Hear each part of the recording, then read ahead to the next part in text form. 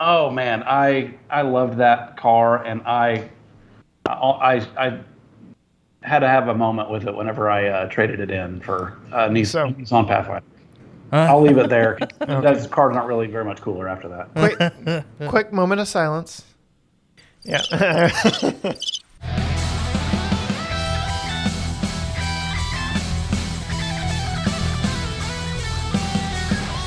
Hey, Gearheads, and welcome to Garage Talk, a discussion about all things automotive. I'm Corey. And I'm Matt, and each week this podcast will serve as a catalyst for discussion on all sorts of topics that grind our gears, rev our engines, or just need a bit more conversation. And on this week's episode, we're talking a little cars, Yeah, a little show, right? a little car Show show. Car show, Yes. car, yeah. We've got a lot of fun stuff on this week's episode. And for those of you that have been fans of GT Garage Talk for a while, you know that last October, we held and Matt loved saying this at the time, our first annual, which it actually should have been inaugural, but I'll let that one slide. Yeah.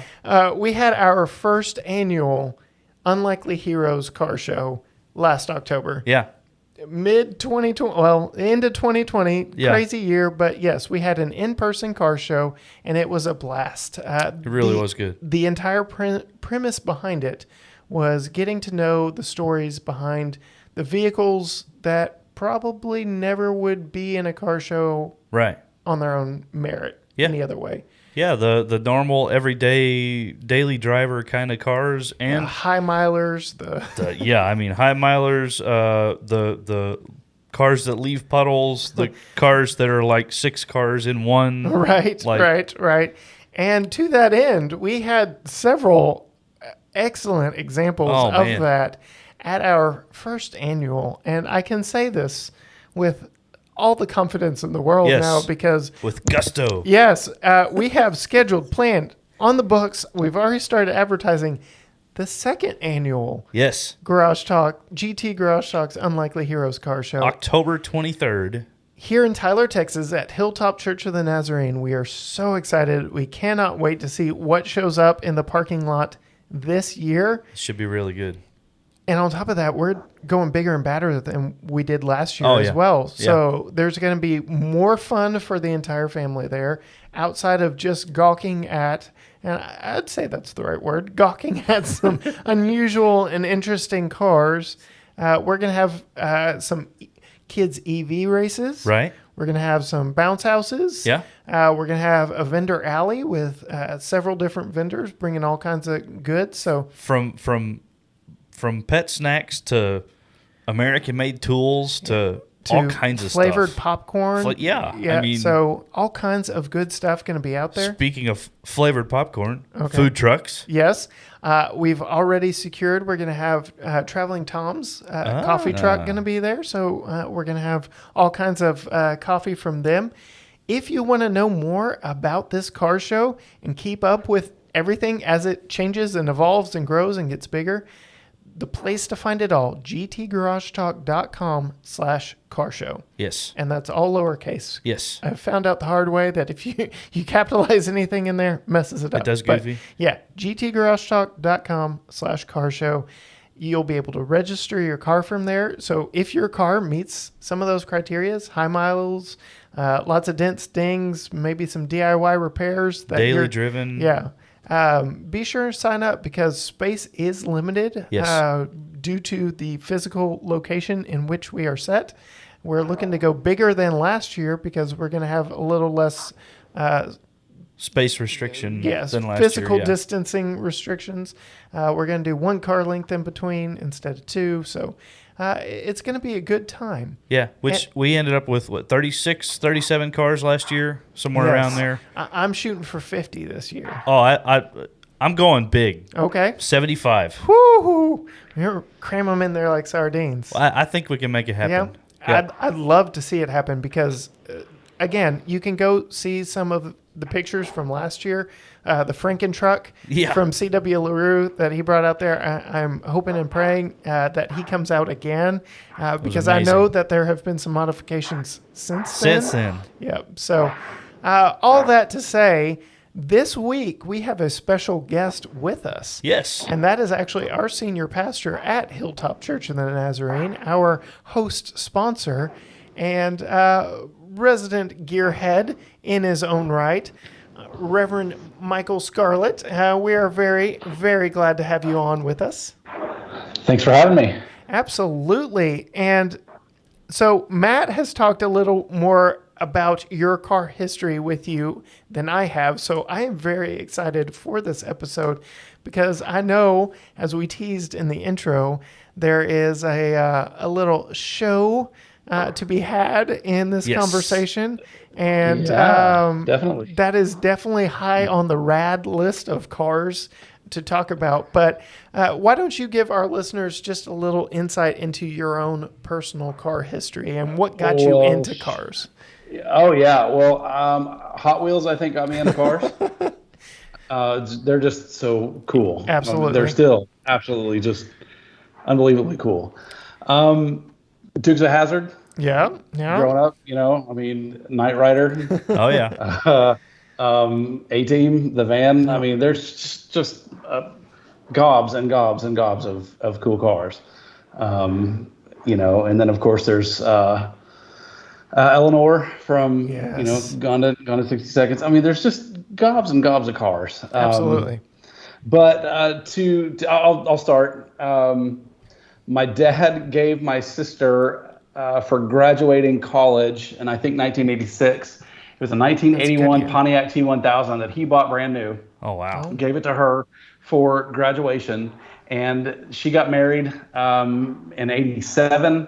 And my brother-in-law later became a car dealer. And that car, her first car, sat in their driveway forever. And when I turned 16, she gave that to me. Nice. for my first car. I loved it.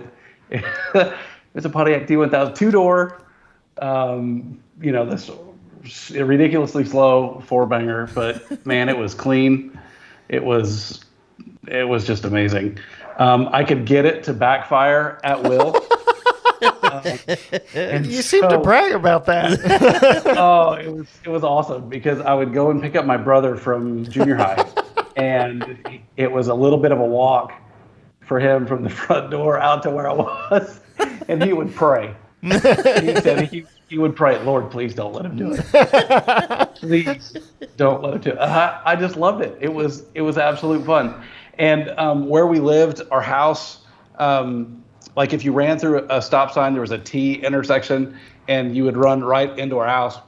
So I'd go and park under the carport, and I'd rev up the engine and shut it off, and it would just flames, shooting out the back. It would echo down that street. That's awesome. And it was just so much fun. So, my dad had a 82 Volkswagen Scirocco that he had, but he also had bought a 79 Cadillac Sedan DeVille from the wife of it was a funeral home director. Okay. He had died, and she had bought this car, and it was a 79, had 52,000 miles on it. Ugh. Hardly ever driven. So he bought that, and then he gave me that Scirocco. So I sold the oh my goodness. sold the T1000, got the Scirocco, had that for a while, then graduated up. He didn't like the gas mileage on that Sedan DeVille. It had a 425 in it. Yeah. Oh man. It was incredible. It was just plush. Yeah. It was a land yacht. It was not meant for fuel economy. Absolutely. I think my first date I took in that car. Nice. And I was proud. Oh, I was proud to do that. Other people might have been embarrassed, driving something that big, but oh man. Did it have the velour seats? Oh, yeah, and literal like fur, like I don't know how long. They had to have been 2 or 3 inch length fur, like carpet. Oh man. Never had seen it before, and I haven't seen it since. Yeah. And everything was maroon. It had a CB. It had, because it was right after Smokey and the Bandit. Oh, I should have mentioned Smokey and the Bandit. Oh my gosh. Yeah, that's like my favorite car. Then it had an 8-track. It was just so cool. I love that car. But he traded it in to my brother-in-law and $1 so that they wouldn't have to pay taxes or something. And he got a 1993 Ford Festiva. All right. So he goes from a awesome Cadillac to this tiny little. Well, you car. did say he did not appreciate the gas mileage. Yeah. So I'm driving the Scirocco. Yeah. Then he gets a 79 Ranchero from the neighbor down the street. All right. Okay. 351 modified. Oh, it was so cool.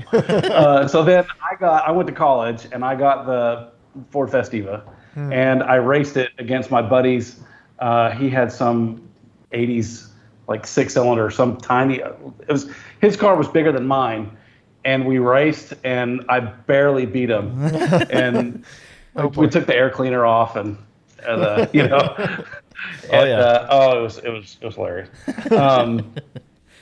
So then from the Ford Festiva, that's when I was like, okay, I want the car that I've wanted for a long time since I've ever seen it. Right.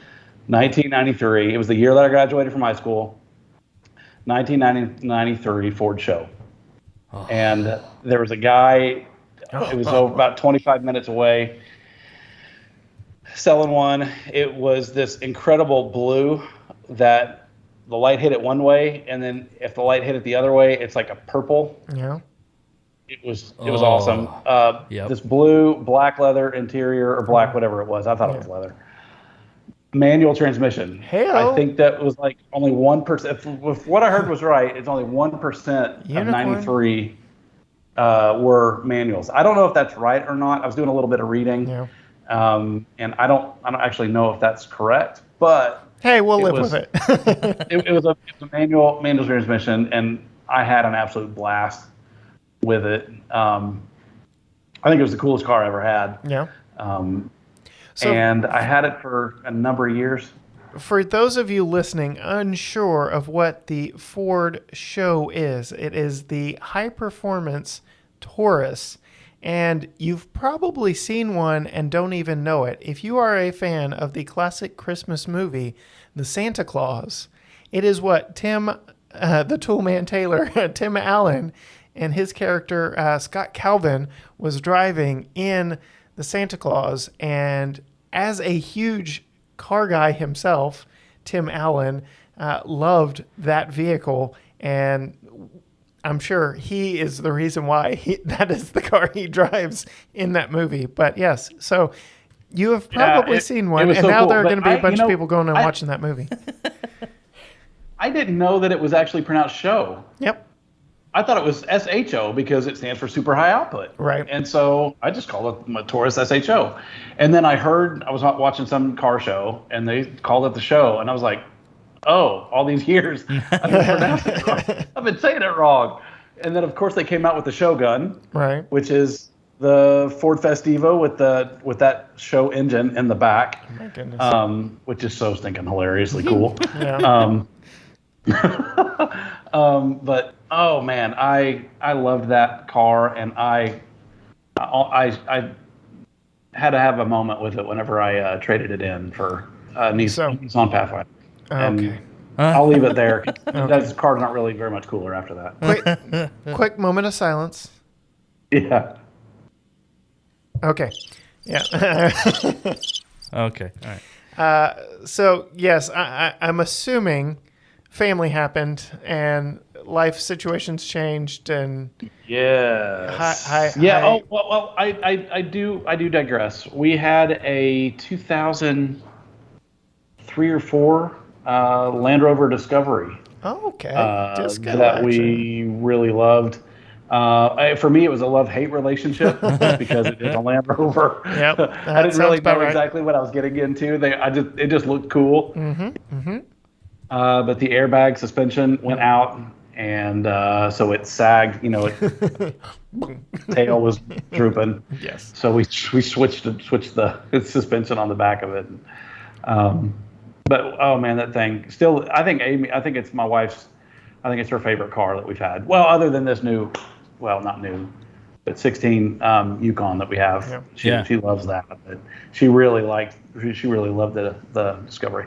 Yeah. So, just for reference sake, I've been doing a little Googling while you've been talking. I have been listening too as well, I promise. But the Taurus SHO in 1993 was, I believe, was it a turbo V6, a 3.2 liter turbo V6? I don't recall mine having turbo. Okay. Well, it put out 220 horsepower. Yeah. Yes. And it was like a 289 or something like that. Yeah. It's something of the time. But the 5-liter GT Mustang of the same year only put out 205 horsepower. Oh, wow. Yeah. I love that 93 Mustang. Oh, that's like the car that right now, I think that other than my Unicorn, the 77 Right. Trans Am, the 93 Mustang would be the car that I'd love to have. Yeah. It would be fantastic. Yeah, I would have to agree with you on that one. For the Fox bodies, that's probably the best year for sure. Yeah. And the crazy thing is that Amy hates them. Yeah. She loathes the Fox body style. I'm like, that's I'm one right of the there with greatest her. body styles of all time. I am right there with her. I mean, yeah, there were some times when it was pathetic, especially the 4-cylinder version of the early 90s. It looks ridiculous, but the Mustang, I mean the Cobra. Oh, wow. Yep, most definitely. So I am looking up here the mechanical features on vehiclehistory.com, and I am being let down by the website I write for, because all we have here is a 3-liter dual overhead cam, 24-valve, 6-cylinder engine, 5-speed manual transaxle, and front-wheel drive, but it does not give power ratings or anything of that nature like it normally does for vehicles on this website, because it is just too far out of. It does have the original MSRP listed as $24,829, which in '93, that's a chunk. that's a little chunk of change. Yeah. Right. So yeah. So I bought mine in 2000, so it was 7 years old. Okay. And I didn't pay anywhere near that, but there is something to be said about getting that kind of dream car of your high school era, because I still longingly look at the 02 last year. They made them Chevrolet Camaro SS. And I'm like, man, I want one of those in my life. Like, I've had a newer one. I loved it. It had more power. It was nicer to live with day in and day out. It had independent rear suspension. Like, it was a far better car all the way around. But, man, I want an 02 so bad. The only problem is, and you can go back and listen to the episode where we interview her, my wife has very converse high school memories of that same car, and it will never grace our garage at home. So yeah, there is that. So Matt's still doing a little investigatory journalism over there, looking up the specs on the. It seems to me naturally aspirated. Yeah. Which, I mean, 220 horsepower out of a 3-liter V6 in 1993 is saying something. That's stout, like, for sure. Yeah. Now you can squeeze that out of a Turbo 4, right? Or maybe even a naturally aspirated 4 if it's from Japan. It's just sad that the V8 was so choked down in 93. Well, like, my first car was a 91 Cadillac, and it had a V8 in it. It maybe made 100-something horsepower. Oh, yeah. Like, bless its heart. And you and I joke all the time about how heavy those doors were. Oh, my goodness. They could kill you if they accidentally closed on you. So, well, I'm thinking of I love Trans Ams, and I am thinking of the late 90s. Yes. Before the WS6s came out, they were only pushing 275. Yes. Yeah. So even then, they still weren't putting anything out. But then when the WS6s came out, I think they had finally topped 300. Yes, 305. Like 305? 305 Yeah, to yeah, 315, I believe, was the last official number from Pontiac, was 315 on those. And magazines of the time said that they were underrated. That they were, so there you have it. Well, and then I wanted one so bad. even in 2010, from 2010 to 2011, the Mustang V8 option in 2010 was still the 4.6. It was the last year of that engine. Terrible. And it was rated at 320 horsepower in 2010.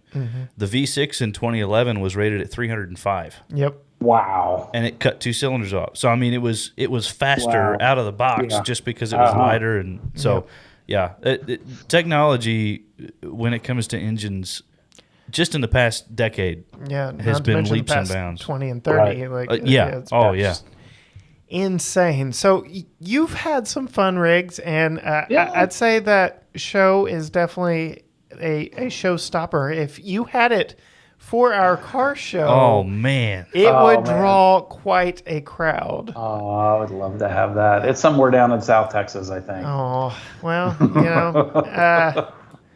yeah. it would be worth tracking down. I think it would be worth tracking down. That's fantastic. I love it.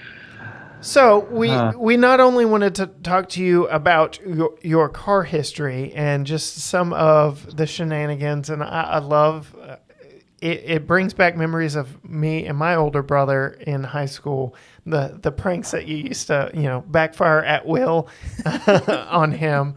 That sounds like something my brother would absolutely have done to me. So yes, not only did we bring you on to do that, but as we do with all of our guests, we actually have a segment that Matt lovingly calls Random Misfire. And why is that, Matt? Because it's the dreaded, PO300 random misfire check engine light that comes on where you don't know what's wrong with your car. You just know there's something wrong and it's not running around. This is just, a random assortment of questions. Questions. Yeah, they're yes or no, either or kind of things. Nothing too crazy, but just a fun little mini interview in and of itself. So fire away. I see what you did there. Do you want to go first, Matt, or me? Sure, I'll go first. Let's see. I'm gonna start with a hard one. CVT or EV? If you had to choose one, are you choosing the constant velocity transmission or the constantly variable transmission, depending on the manufacturer? Yes. Or no, EV? I'm constant. The EV is, I think that's what we have in our Yukon, right? I think, yes. No, you've got. That should be the. Is it the 8? Is it an 8-speed in that one? Yes. Is it 8-speed? Yeah. Should still be a standard automatic though. Yeah. Standard. All right. Okay. Well, Should be. I'll still stick with it. Yeah. So you're going with the CVT? Yes. Okay. All right. So I'm going to lead into, if Matt doesn't steal it, my next question with this question. So it's a little bit of a two-parter here. More fun to drive off-road or on? Oh, gosh.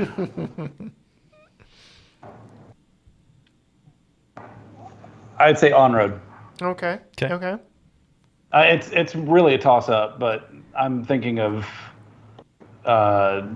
high-speed traffic. Yes. In and out of cars. That's a little bit more fun than. Oh, you've never done that, Boulder. though, right? Wink, wink.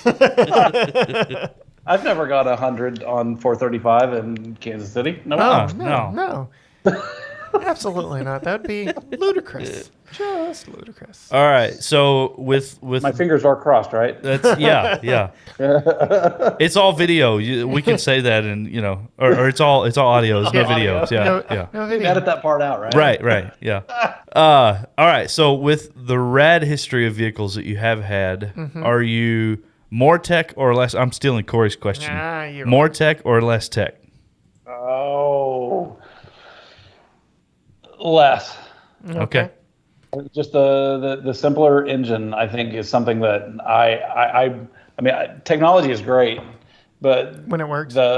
Because I mean, you could easily go under and you could do it yourself.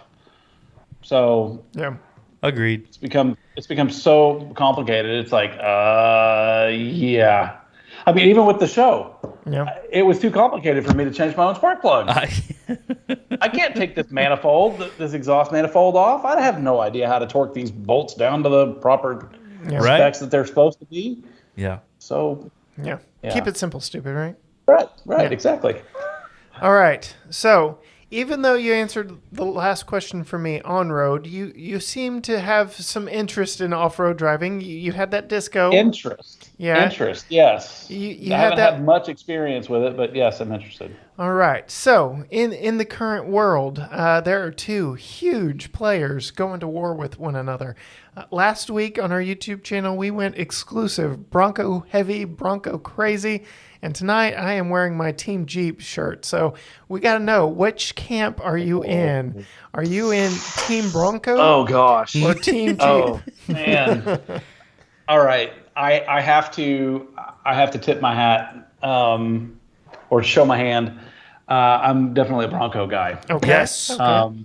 I have loved Bronco. My dad, that's another car I didn't, the car that I'm getting the order mixed up. He had a, before the Scirocco, he bought a like mid 80s Bronco. Okay. My favorite. It was two-tone, like 84, something like that. Okay. Oh my gosh. It was like, we had it for such a short time. Yeah. Because he said it just drank the gas way too much. That's all he's concerned about is gas mileage. Yeah. So he traded in the Bronco for the Scirocco. That's how we got the Scirocco. So we had it for a really, really long time. So my memory was a little off in my history there. Yeah. But I was so upset when he got rid of that. Anyway, I'm a Bronco guy. I still love Jeeps. Yeah. Grand Cherokees are awesome. I will say, having driven them both, Yeah. I still proudly wear my Team Jeep shirt, but whoo, that is a competitive entry from Ford in the new Bronco. So I'll give you credit on that one. That's Right on. definitely. All right. So you mentioned earlier like Dukes of Hazzard and Knight Rider. All those. What's your go-to guilty pleasure car movie? I can't say Bullet because it's just that one scene. Yeah.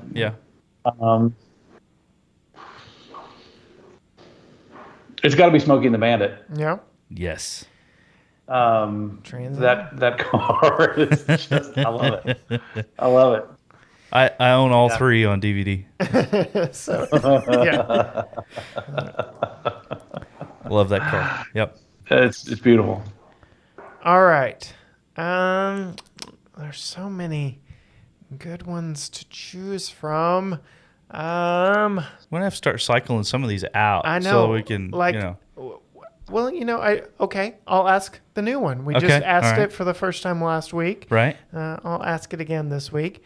So manufacturers are getting crazy again with how you put your vehicle into drive, reverse, neutral, all that good stuff. You know, it was a big thing in the 60s, 70s, went away. Now it's coming back. So are you team column shift? Are you team floor mounted shifter or anything else? Push buttons, rotary dial, what you got? How do you prefer to put your vehicle in motion? I would prefer, one of the boring cars that we still have it. We're getting ready to get rid of it. Is the Chrysler Town and Country? Yep. Yeah. Minivan. Yep. And I do appreciate that shift, the way that it shifts. Right. Getting used to that. I mean, we drove it for 6 years. Right. And so going to the column, there are times, and because it's push button and it's our first push button car. Right. I once went into Walmart and forgot to turn the car off. So came back and it was still running. I'm like, that's why the car wouldn't lock. Okay. Whoops. And then putting the car back in park because it's not where I'm used to it. So back on the column is it's taken me a while to get back to used to. Yeah. Getting used to. So I think the on the dash, to the right of the handle or to the steering wheel, that right there, that's where I like it. Yeah, that style minivan kind of had that hybrid approach. It was like it was a floor-mounted shifter, but it was up on the dash. Yeah. And now Chrysler's gone to the rotary dial, and Yeah. I don't know if I'd like that rotary business. Yeah. So you've got the column shift in your Yukon now, and that, especially for big truck vehicles like the Yukon XL that y'all have, that's what I want. I want to have to like manhandle it and put it into gear, like actually feel like you're doing something there. Yep. I borrowed my buddy's truck one day. He's got a 15 or 16 Ram. And I ran it to the house real quick. I had something in the bed. Ran it to the house, and it's got that rotary on it. And I reached over to put it in reverse, and I put it in park. And it it didn't like that. Oh, nope. Okay, sorry. It's just awkward. It's just, yeah. Anyway. To me, it's like they're trying to make it fun and easy, but come on. Yeah. Just stick with the standards. Yeah, it just overcomplicates things. So. You're right. Yeah, now GM, if you were to get a new Yukon, you're going to be pushing buttons. It's just buttons. Yeah. It's just weird. No thanks. Wow. No thanks. I'm already having a problem with the one to start the car. Yeah. So. There were too many buttons. We had that thing for a month and a half before we actually figured out that there was a button to open the back door. Yeah. The tailgate button. We were like, I there's no button. Let's see, that one's up overhead, right? Yeah. It's like the same dial thing that you can control how high it lifts up. But the middle is the button. That's also the button, and it doesn't say push. Yeah. It's just a black thing. And so I was just goofing around one day, just discovering all the buttons and what they do, and pushed it. And all of a sudden, I'm like, oh, there's the button. There it is. Now I don't have to stand out in the rain and open the dumb tailgate. Yeah. All right, Matt, you get one more. Okay. The all-important one in East Texas, in my opinion. Okay, I know where you're going. Sweet tea or unsweet tea? Oh, are you kidding? That's not even a question. Are you kidding? It's unsweet, right? Oh, brother. No, that's like sacrilege. Yes. No sweet tea. We had the hardest time living in Southeast Idaho for 5.5 years, not finding sweet tea. Like the only place that we could really go to get anywhere remotely close to sweet tea was McDonald's. Oh yeah. And theirs is So, because anytime, it's unsweet. We can give you some sugar. Yeah. Yep. Thanks. Yeah. I'll have a Coke. So. Yeah. Sweet tea, absolutely. All right. So, my new question threw me off, and now I've got two that I really want to ask, but one that I feel obligated to ask because I've made such a big deal in past podcast episodes, and that is, do you name your cars? Oh man, my dad used to, and it was hilarious. He'd come up with the names. No, I don't. Just jokingly, I'll say, "Come on, Bessie," or something like that. Right. Like, my dad would say. But my dad came up with this idea because he hated us messing with the vents and the buttons and stuff. He told us that there was a little man named Mo who lived inside the dash. And he would bite our fingers if we left our fingers too long in the vents. That's awesome. And so creative parenting. We were like, he was like, and so we'd be driving down the road or something, and he'd say, "Hey, boys, you." Sorry, it's just hilarious. You want me to make the little man pee? No. Yeah, no. Dad. Push the button and the water would squirt all over the windshield. It would just kill us. It was just hysterical. It was just so silly. Oh yeah. But yet it was. I have to ask, how old were you? Oh gosh. Oh man, I probably was second or third grade, Okay. maybe. And then there was my brother, who was, 4 years younger than I am, Yeah. coming up behind, and so That's awesome. That's awesome. All right. and so we'd say every now and then, "Hey, Dad, make the little man pee." Okay. I bet that was fun when he had other people riding in the car with him, and you'll start yelling that from the back seat. All right. Well, before we let you go, we do want to talk about this car show that we've got coming up because, Yeah, it's exciting. yes, it is very exciting, and we're very much looking forward to it. So I know I did a lot of talk in the intro, but why don't you just give us a little sneak peek maybe about something that maybe you are most excited about in this particular car show? Oh, just the idea when we came here and we heard, the stories of what y'all had done last year. This is just such a unique idea and concept. Man, I think that Aaron Copland's Fanfare to the Common Man should be played like every 30 minutes or something like that, because this is the common man, Right. Yeah. and we all many of us love cars. Yeah. We have dreams of having cars. Like, I still think back to the '93 Mazda RX-7 that I haven't mentioned yet, that I just salivate over. Yes. One of those cars. But man, I don't have that kind of money, and I probably not probably will. Just be honest.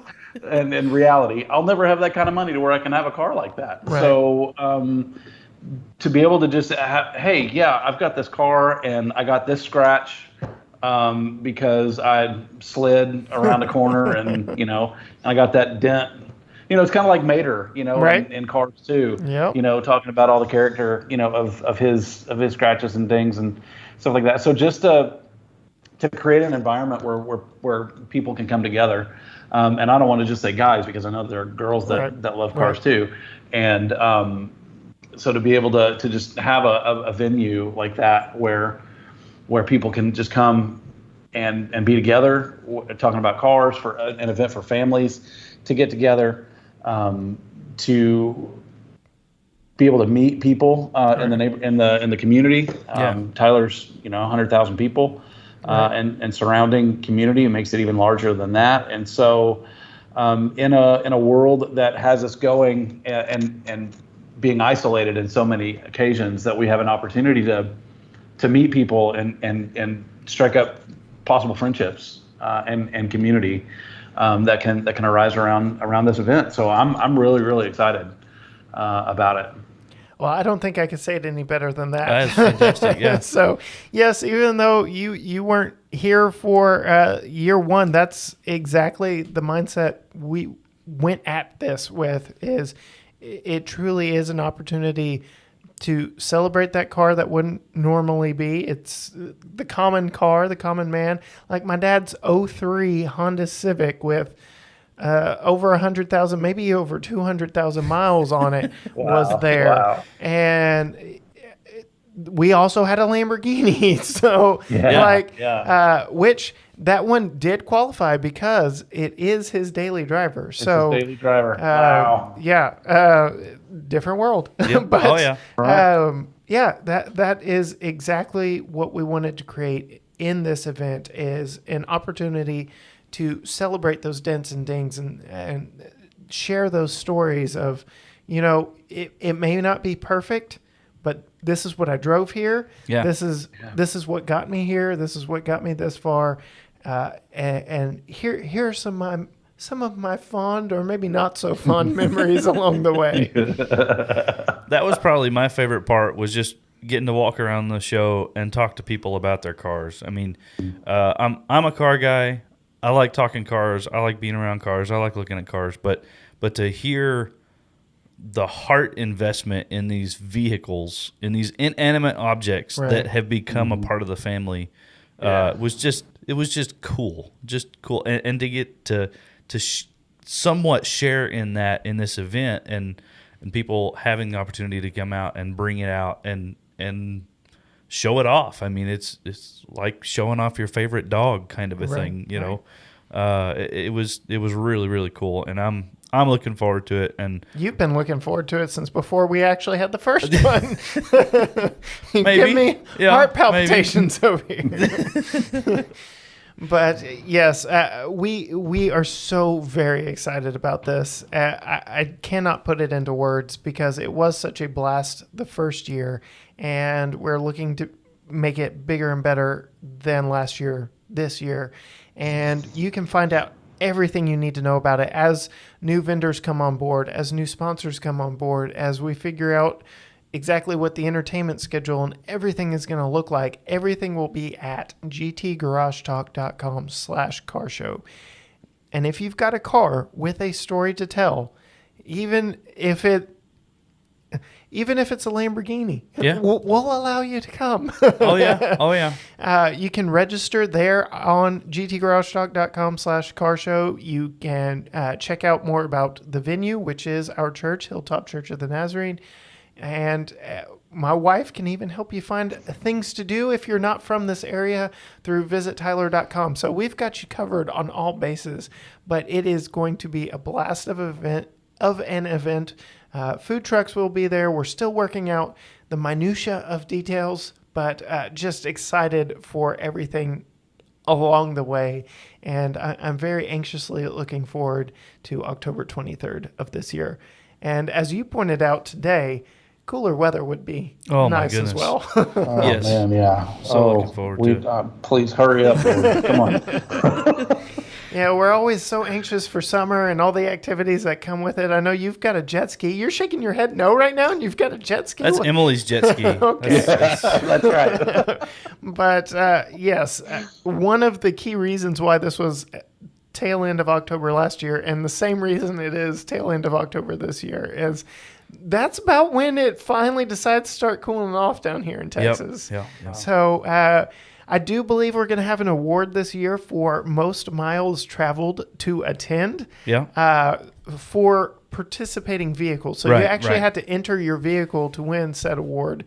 Admission for the general public is free, but if you want to register your car to be featured and to be eligible for awards, we will have a cash prize in there as well. You actually have to register. That's where spots are limited. But again, gtgaragetalk.com/car show. Again, if you just want to show up and see some cool cars, admission's free for that. So I want to add to that as well. If you're looking for a church home, if you're looking for a family community in the East Texas area, come check out Hilltop Church of the Nazarene. Yes. We have, and it's hilltopnaz.church is our website. You can find previous sermons and links to the car show and other events and things that we've got going on there. So be sure and stop by and check that out as well. Yeah. Love to have you. 10:30 on Sundays. Yep. And before we actually sign off with Michael, you and I are actually going to do something that most people, as of right now, won't get to hear, and that's record a little something for our Patreon members. Yes. After the show. So we've got some bonus questions. Michael, if you're willing to stick around for, they're about as painless as the previous 8. Give or take. But that'll be exclusively, I can't talk, patreon.com/GTGarageTalk. You have to do the $5 a month tier or up, and that'll get you access to some exclusive extra content that we do each week. When we have a guest on, it's extra. We've got a couple extra questions for them. Yeah. When it's just you and I, maybe it's a little more detail that we couldn't share outside of the paywall, or just add to that mystery. A little more picking at each other sometimes. Yeah. We don't do that around here. What are you talking about? So, if you want to hear more from Michael and maybe a little bit more about his car history, come to the show. Yeah. Or head on over to patreon.com/GTGarageTalk. But anything else you want to say, Michael, before we hit the button and start playing the outro music here? Oh, keep on driving. Yeah. Keep All going. right. Matt, why don't you hit that button right there and drive us on out of here? That button. That the button. other button? Yeah, the other that one. That one. All right, gearheads, you know what to do. If you want to know more about what we're driving, get some behind-the-scenes content, you can find us on Facebook or Instagram at GT Garage Talk, or head on over to gtgaragetalk.com. Until next time, bye.